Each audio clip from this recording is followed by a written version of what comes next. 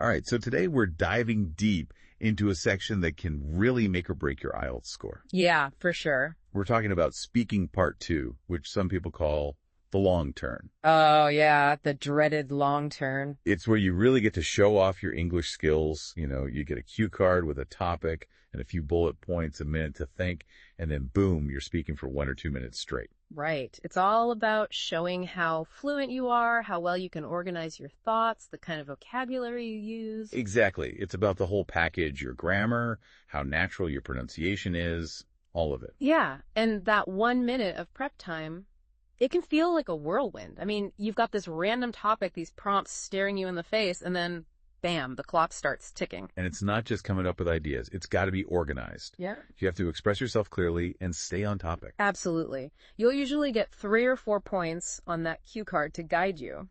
And using that 1 minute to jot down keywords, that's gold. Totally agree. That minute is precious. And then you're off, speaking for 1 or 2 minutes. And just a heads up, the examiner might throw in a little follow-up question at the end. Yeah, just to wrap things up. So we're here to give you the inside scoop, strategies we've used for years to help students totally nail this part of the exam. All right, sounds good. First up, let's break down what the examiners are actually looking for. Okay, lay it on us. There are 4 main areas. First up is fluency and coherence. Think. Yeah. Are you speaking smoothly? Not too many hesitations. And are your ideas flowing logically, one thought leading to the next? Makes sense. And that ties in nicely with the next area lexical resource. It's not just about knowing tons of words. It's about using a variety of them, choosing the right words for the context. Like being able to say the same thing in different ways, paraphrasing. Exactly. Paraphrasing shows you really understand the nuances of the language. And of course, you want to use vocabulary that's specific to the topic you're given. Spot on. Then there's grammatical range and accuracy. Oh yeah, grammar, the building blocks. Can you mix it up with your sentence structures? Is your grammar mostly accurate? You don't have to be perfect, but a good grasp of grammar is key for clear communication. And last but not least, pronunciation. Ah, pronunciation. So many people get nervous about this one. Yeah, but it's not about sounding exactly like a native speaker. It's about speaking clearly. So the examiner can understand you easily. And it's about using the right stress on words and sentences. Intonation, too. The natural rise and fall of your voice. It's all part of what makes your speech sound natural and interesting. So in this deep dive, we're giving you, our listeners, the tools and techniques that have helped countless students excel in this section. Time to unlock that high band score. We're going to break down how to make the most of that 1 minute prep time and then how to build an answer that really hits the mark. Awesome. Let's get started. All right, let's talk strategy. Yeah, let's talk about that super important 1 minute you get to prepare. It flies by. It does. But it's your chance to lay the foundation for a killer response. One technique that works wonders is mind mapping. Mind mapping, I love it. Imagine the topic on your cue card as the center of a web. From there, you branch out with keywords, maybe a little anecdote that pops into your head, and some transition words to help connect your ideas smoothly. It's like creating a visual roadmap for your talk. Exactly. It helps you see the connections between your thoughts at a glance. It's a great way to organize your thinking quickly. Okay, and building on that, another smart move is to chunk your answer. Chunking. What do you mean by that? Break down your 1 to 2 minute response into 3 parts. Okay, I'm following you. Start with a short intro. Okay, set the stage. Rephrase the topic in your own words. Show off that vocabulary range right away. And maybe give a sneak peek at what you're going to cover. I like it. Then you dive into your main points. Exactly. This is where those bullet points on the cue card come into play. They're your guideposts. But here's the thing. Don't just give one-word answers. Right. Don't just skim the surface. This is your chance to really go deep. Share a personal story, describe how you felt, give specific examples to bring your points to life. Each bullet point is like a springboard for a more developed part of your talk. And don't forget a conclusion. Ah, yes. Wrap it all up nicely. It doesn't need to be long, just a sentence or two summarizing your feelings about what you just talked about or what you learned.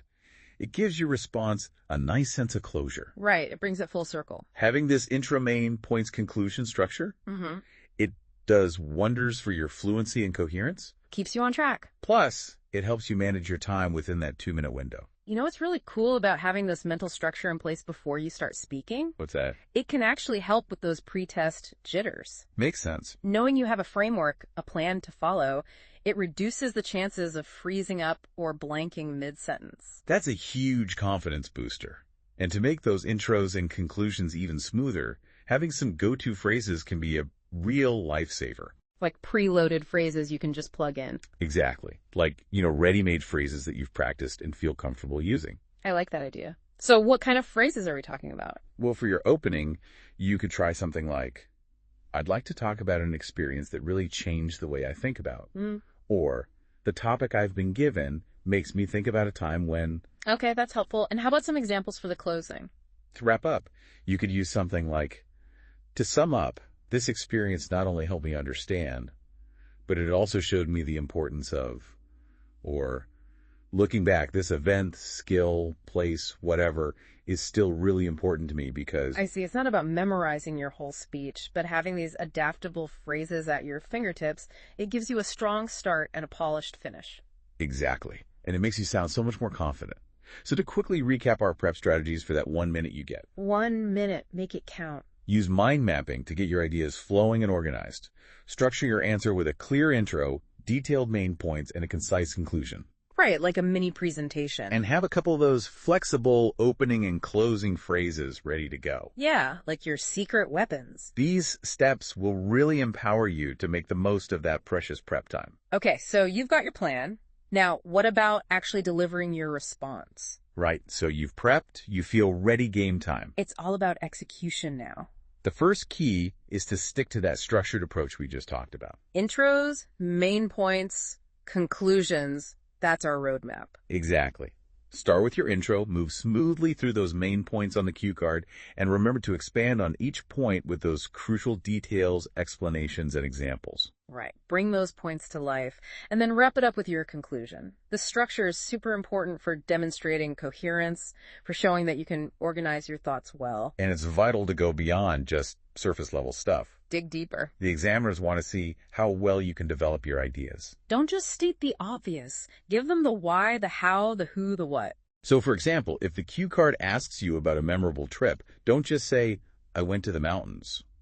Boring. Tell us why it was so memorable. What did you see?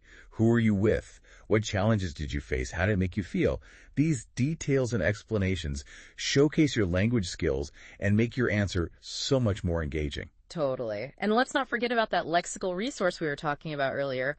A really smart way to show off your vocabulary right from the start is to paraphrase the cue card topic. Paraphrasing. Love it. So let's say the cue card asks you to describe a useful piece of technology. Instead of just repeating that, you could say something like, I'd like to talk about a specific gadget that has become absolutely essential for me, which is... Boom. Instant vocabulary upgrade. Exactly. It shows you can express the same idea in multiple ways. Now, what about those little pauses we all make when we're thinking?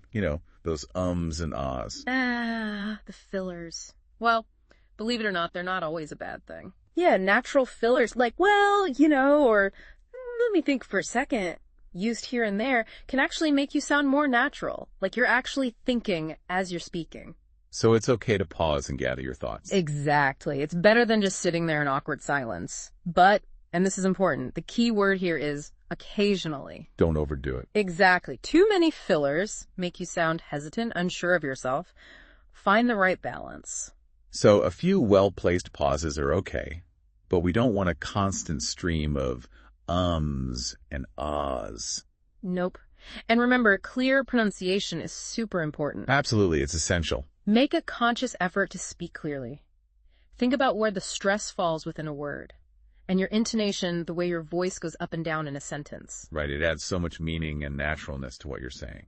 Even with perfect grammar, if your pronunciation is unclear, the examiner might have trouble understanding you. And that can hurt your score. So to sum up our key strategies for delivering a strong response. Keep it structured, keep it detailed. Expand on your ideas.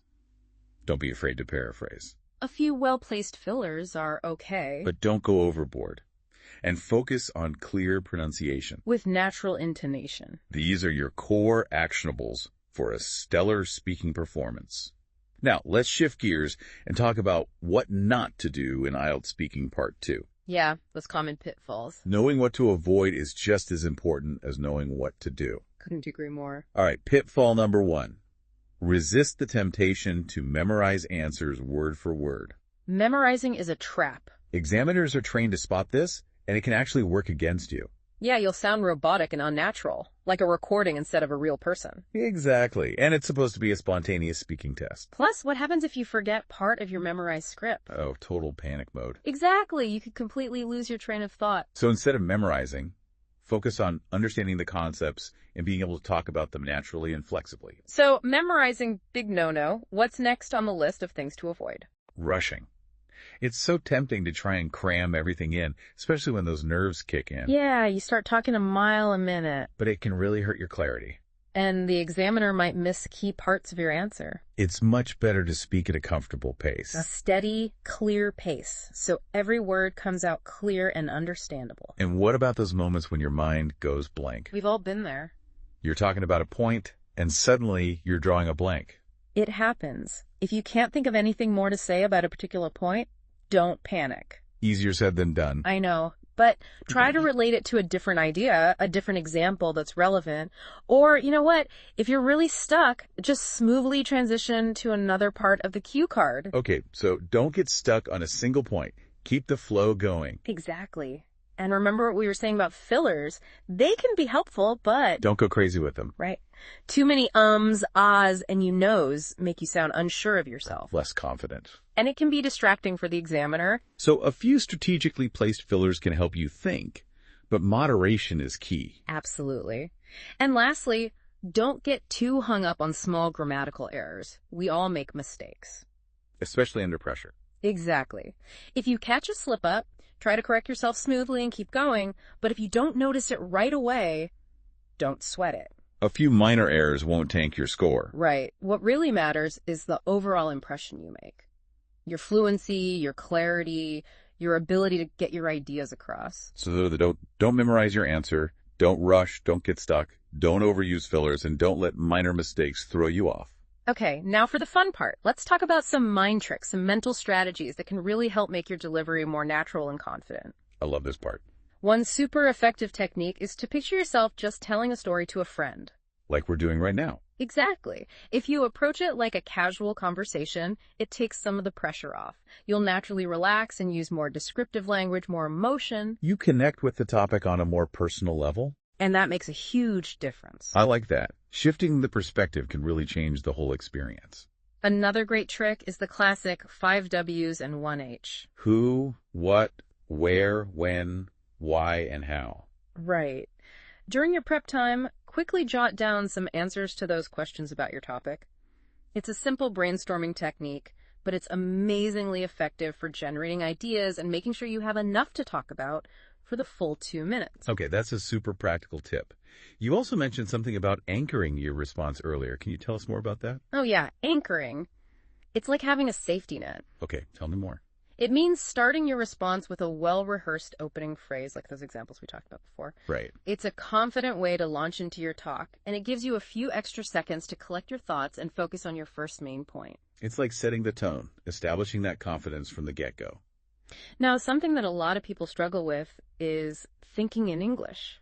Yeah, translating in your head takes time and can make you sound less fluent. The key to overcoming this is to immerse yourself in English as much as you can. Surround yourself with the language. Exactly. Watch English language movies and TV shows, listen to English podcasts and music, even think about your day-to-day activities in English. Make it a habit. The more you do this, the more naturally you'll start thinking in English without having to translate everything first. And lastly, don't forget the basics. Relax and breathe.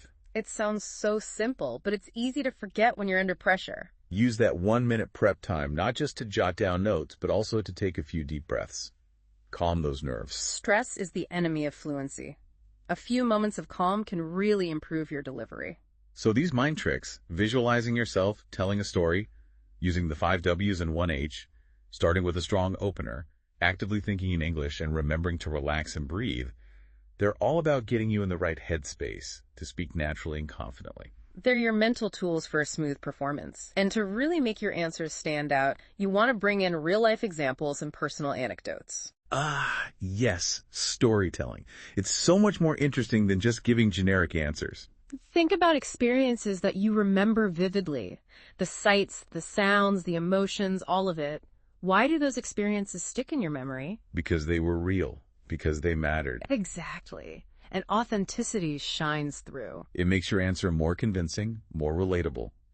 And don't be afraid to share your feelings. Whether it was excitement, nervousness, joy, whatever. Describing your emotions adds another layer of depth. Like you said earlier about the rush you felt when you finally nailed that tough guitar chord. Those personal details really make your story come alive. They add so much color and personality to your response. And to make your stories even richer, include specific contextual details. Describe the setting, give some background info, maybe even incorporate sensory details, the sights, the sounds, the smells, if they're relevant to your story. It's like painting a picture with your words. Exactly. And it shows you have a broader vocabulary and that you're comfortable using it. Okay, so to recap, tap into your own real experiences. Experiences that you can really bring to life. Connect with your emotions, share how you felt, and use specific details to paint a vivid picture for the examiner. These tips will make your responses more authentic and more engaging, and that's what leaves a lasting impression. Now, let's tackle something that a lot of people struggle with. Handling those pre-test nerves and keeping your delivery smooth and natural. I think everyone gets a little nervous before a test. It's totally normal. The key is to have some strategies to manage that nervousness so it doesn't affect your performance. Right. Don't let the nerves get the better of you. We talked about breathing during your prep time, but it's just as important while you're speaking. Okay, so remember to breathe. Even during those natural pauses, take a slow, deep breath. It can really help calm you down and give you a moment to gather your thoughts. And what about those times when you trip over a word or make a grammar mistake? It happens. If you realize you made a mistake, try to correct yourself smoothly and move on. If not, just keep talking. Don't dwell on. Exactly. Dwelling on mistakes only throws you off and makes you more nervous. It's much better to show that you can recover and keep speaking naturally, even when things aren't perfect. It's about being resilient, showing that you can handle a little bump in the road. What else can we do to maintain that smooth, natural flow? The best thing you can do is practice having real-life conversations. Talk to people. Exactly. Chat with friends, language exchange partners, or tutors. About everyday stuff. The more comfortable you are with spontaneous speech, the easier it'll be to maintain that flow during the test. So, to manage nerves and stay fluent, breathe deeply. Don't sweat the small mistakes, and practice those real-life conversations. Okay, so we've covered a lot. Now let's finish with some expert tips, the finer points that can really boost your score. These are the details that can elevate your response and make you stand out to the examiner. One of the most important is using linking phrases and connectors effectively. Instead of just jumping from one thought to the next. It can sound abrupt. Make a conscious effort to use phrases like furthermore, moreover, consequently, in contrast, on the other hand, despite this. It's like building bridges between your ideas. It makes your talk so much more coherent. It shows you have a sophisticated grasp of the language. And don't forget about vocabulary. Always a good idea to expand your vocabulary. Read widely. Listen to native speakers' podcasts like this one can be really helpful for picking up new words and phrases. Pay attention to interesting expressions, jot them down, and then try using them in your own speaking practice. The richer and more varied your vocabulary, the better. So it's not enough to just recognize a lot of words. You have to actively use them. Absolutely. And finally, one of the most valuable things you can do is to reflect on your practice sessions. Think about what went well, what could be improved. Exactly. Record yourself speaking, then listen back critically. Where did you hesitate? Were there places where you could have used more precise vocabulary? Any grammar errors you noticed? It's like being your own coach. And based on what you find, set specific goals for your next practice session. Like maybe try to incorporate a couple of idioms related to a certain theme, or focus on using a wider range of verb tenses. This targeted approach really helps you improve. So those are the pro tips. Use linking phrases, keep expanding your vocabulary, and analyze your practice sessions to identify areas for improvement. These are the final actionables to polish your performance and aim for that top band score. Okay, let's bring it all together now. Time for the big picture. Remember, success in IELTS Speaking Part 2 isn't just about what you say, it's about how you say it. It's about fluency, using a variety of vocabulary and grammar, and practicing with real-life topics. It's about showing that you can communicate confidently and effectively in English. So make sure to use those planning strategies we talked about to make the most of your prep time. Structure your response clearly and logically. Don't forget to expand on your ideas with those details and examples that make your answers come alive. And keep those common pitfalls in mind. Avoid them like the plague. And those mind tricks we talked about. Yeah, those are gold. Use them to help you stay calm, focused, and confident. Remember to draw on your own experiences. Connect with your emotions. Use vivid details to paint a picture for the examiner. And manage your nerves with deep breaths, a positive mindset, and plenty of practice. And one last key takeaway. Think about how you can turn your answer into a story, even if the topic seems a bit ordinary. A good story is always engaging. Make the examiner want to listen. Exactly.